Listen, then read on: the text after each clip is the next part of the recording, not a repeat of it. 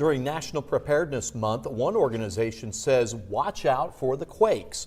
The Indiana Geological Survey brought their quake cottage to Indiana State University's Wolf Field today. Well, the cottage simulates an actual earthquake. Earthquakes this state has experienced dozens of times in the past. News 10's Patsy Kelly rode that simulator today and brings us her experience. 5.5 magnitude earthquake. That's the level in the quake cottage when this video was taken. That's when bookcases, china cabinets can turn over. Food and dishes are going to come out of the cabinets. Pictures, mirrors fall off the wall. I think a lot of people are shocked at how violent or intense the shaking is for a magnitude 7.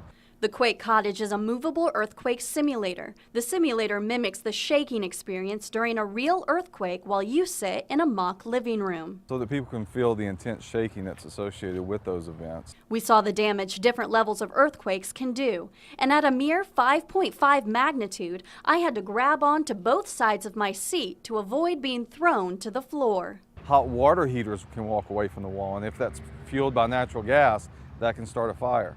And so that's when you start losing the internal non-structural components of your home.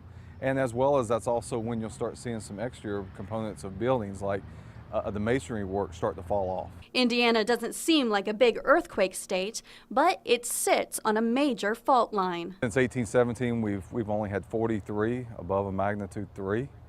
And most of those have been relatively minor earthquakes. Gray says we've lucked out in those years. The state is fully capable of experiencing a 7 magnitude, and we've had them in the past.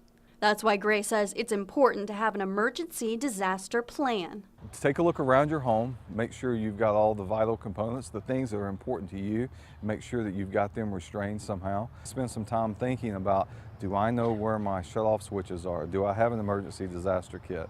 In Terre Haute with photojournalist Chris James, Patsy Kelly, News 10. For more information about an emergency disaster kit or to see the extended interview, check out this story on WTHI-TV.com.